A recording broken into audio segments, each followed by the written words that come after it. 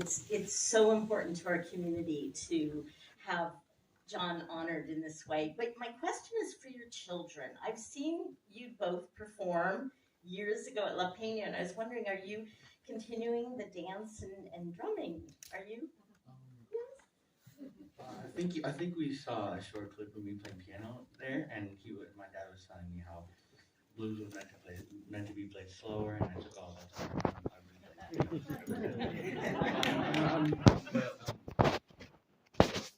Oh yeah, I go to school for it. So I'll go to school for the arts, and I've been well on my way in piano since then.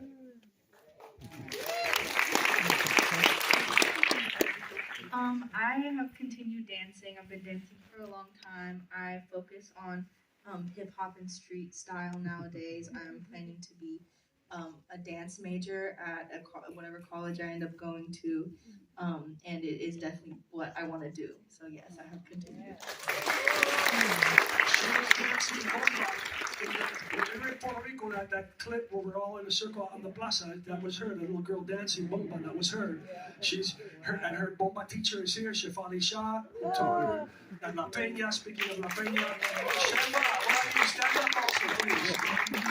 Shefa.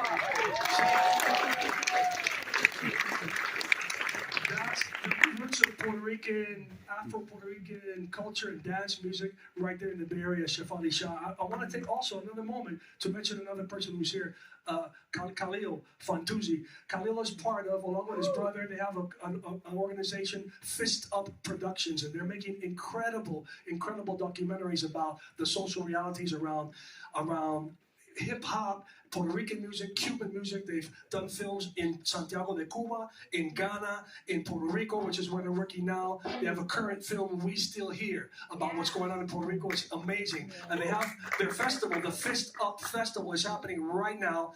Khalil, please stand. Right there. So,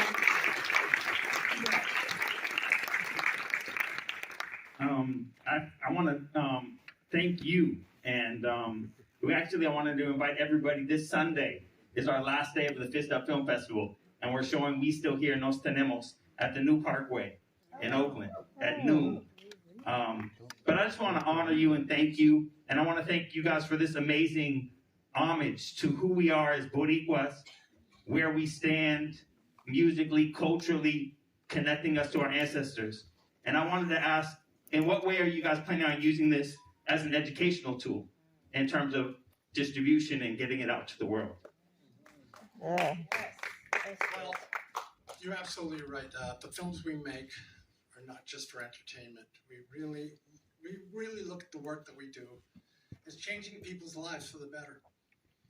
In light of that, we are planning a tour right now. We're going to be bringing this to community centers around the country, but first we're going to Puerto Rico with this next month. Oh, good.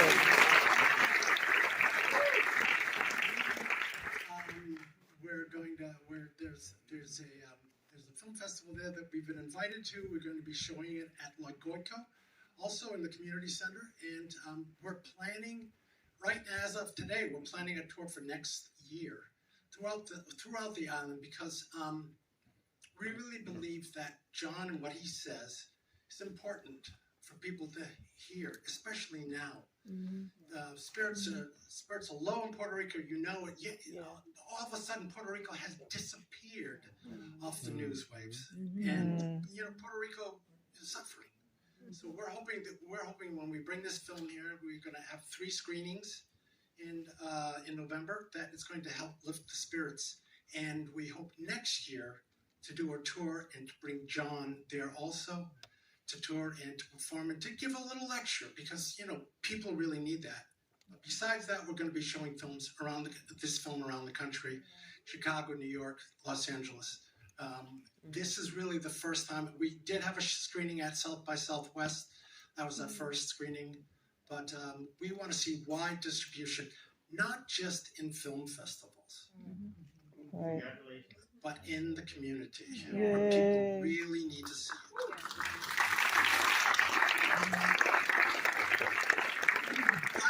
I also want to say one other thing about documentary filmmaking, because it takes first, my profound gratitude to John and Aida and the Santos, the family, because it takes a lot to open themselves up, to open yourself up to a film crew coming in. It takes tremendous courage and trust.